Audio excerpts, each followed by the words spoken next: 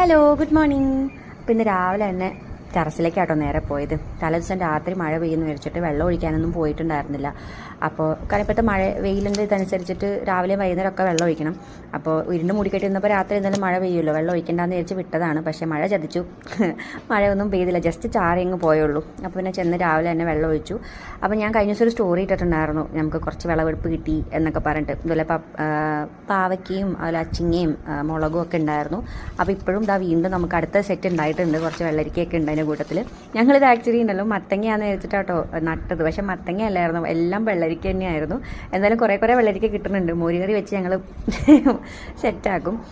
അപ്പോൾ ഞങ്ങൾക്ക് വെള്ളം ഒഴിക്കാനായിട്ട് ഓസ് സംഭവമൊന്നുമില്ല. നമ്മൾ മറ്റേ നോർമൽ നമ്മുടെ ടാങ്ക് ഉണ്ടല്ലോ, ആ ടാങ്കിൽ നിന്ന് കോരി എടുത്തിട്ടാണ് ഒഴിക്കണേ. അത് മാത്രമേ ഉള്ളൂ ചെറിയൊരു പ്രശ്നം, പക്ഷെ എന്നാലും കുഴപ്പമില്ല.